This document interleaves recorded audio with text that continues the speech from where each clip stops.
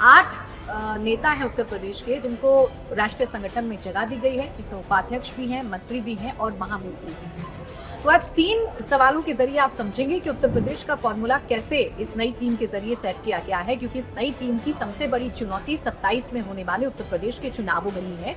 उत्तर प्रदेश में बीते 2 बार से बीजेपी सत्ता में है, बीते 2 बार से बीजेपी सत्ता हासिल करने में कामयाब है, लेकिन तीसरी बार चुनौतियां भी ज्यादा हैं और उन चुनौतियों से निपटने के लिए बीजेपी ने अपनी एक नई टीम तैयार की है। विनोद तावड़े जो कि उत्तर प्रदेश के प्रभारी आज नियुक्त कर दिए गए हैं, उनके सामने क्या चुनौती है और ये 8 चेहरे उनकी कैसे मदद कर सकते हैं, आइए आपको ये समझाती हूँ। सबसे पहले ये जान लीजिए कि वो कौन से 2 चेहरे हैं जिनको रिपीट किया गया है, जिनको संगठन में जगह दी गई है। तो एक तो है रेखा वर्मा और एक है प्रोफेसर तारिक मंसूर, जिनको रिपीट किया गया है। अब इनके पीछे वजह क्या है, इनके पीछे क्या समीकरण साधने की कोशिश की गई है। सबसे पहले रेखा वर्मा के बारे में जान लीजिए।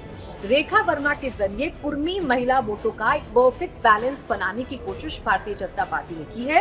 यूपी में यादवों के बाद पिछड़ों यानी कि ओबीसी में सबसे बड़ा वोट बैंक है कुर्मी वोट बैंक, कुर्मी समाज, जिसे साधने की कोशिश रेखा वर्मा के जरिए की गई है। 2024 के आम चुनाव में कुर्मी वोट बैंक का एक बड़ा हिस्सा सपा और कांग्रेस के खाते में चला गया था। एक डेंट भारतीय जनता पार्टी को लगा था, जिसका नतीजा ये है कि बीजेपी का उत्तर प्रदेश में खराब परफॉर्मेंस रहा था।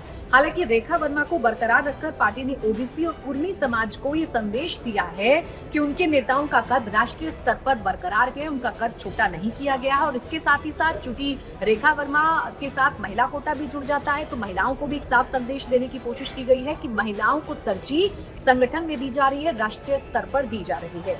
इसके साथ ही साथ रेखा वर्मा के साथ एक संगठनात्मक अनुभव भी जुड़ा हुआ है। रेखा वर्मा के पास उत्तराखंड में सह प्रभारी रहने का अनुभव है। नवीन की नई टीम को चुनावी राज्यों में काम करने के लिए रेखा वर्मा के इस अनुभव का इस्तेमाल किया जा सकता है, रेखा वर्मा के इस अनुभव का उपयोग हो सकता है, इसलिए रेखा वर्मा का नाम इस टीम में डाला गया है। अब जो दूसरा नाम है जिन्हें राष्ट्रीय उपाध्यक्ष बनाया गया है, जिन्हें रिपीट किया गया है, वो है प्रोफेसर तारिक मंसूर। इनके बारे में जान लीजिए, ये कौन है।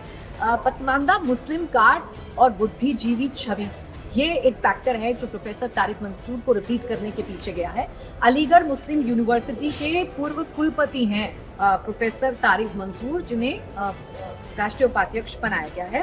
पार्टी लगातार सूबे के पसमानदा मुसलमानों के बीच अपनी पैठ बनाने की कोशिश कर रही है। आप ये जानते हैं कि बीजेपी को मुस्लिम वोट नहीं मिलते हैं, मुस्लिम बीजेपी को वोट नहीं करता है, लेकिन इन्हीं मुस्लिम वोटों में पसमानदा समाज को रिझाने की कोशिश या जो पिछड़े मुसलमान हैं उनको रिझाने की कोशिश बीजेपी लगातार कई सालों से कर रही है। और इसी कड़ी में प्रोफेसर तारिक मंसूर का नाम सबसे मुफीद बीजेपी के लिए हो सकता है।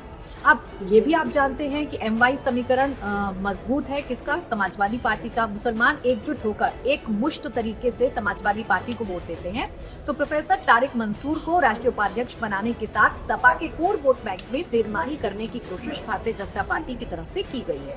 तो ये तो रहे 2 पुराने चेहरे, रेखा वर्मा, प्रोफेसर तारिक मंसूर। अब वो 6 नए चेहरे जिनकी एंट्री हुई है राष्ट्रीय संगठन में, जो उत्तर प्रदेश से आते हैं, उनके बारे में विचार लीजिए, जिसमें सबसे बड़ा नाम है स्मृति ईरानी का।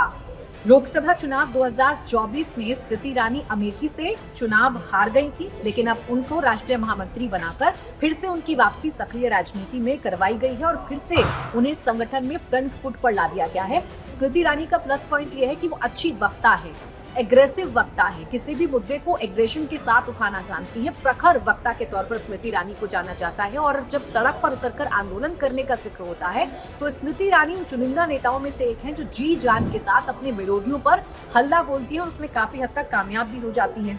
स्मृति ईरानी ने एक बार राहुल गांधी को अमेठी से चुनाव हराया था। बीजेपी सरकार में बाकायदा उनको मंत्री का पद भी दिया गया था, जिसकी वजह से उनकी जो पहचान है वो और भी ज्यादा मजबूत हो गई थी। उन्हें यूपी कोटे से राष्ट्रीय महामंत्री की जिम्मेदारी देकर पार्टी ने संकेत दिया है कि स्मृति ईरानी 2027 में एक अहम चेहरा हो सकती है, एक अहम चेहरा होंगी। साथ ही साथ स्मृति ईरानी के साथ भी महिला वोटर्स वाला वेक्टर भी चलता है। कांग्रेस के खिलाफ बड़ा खुलकर बोलती है, तो ये भी बीजेपी की रणनीति में फिट बैठता है। इसलिए स्मृति ईरानी को इस संगठन में जगह दी गई है, उनको राष्ट्रीय महामंत्री बनाया गया है।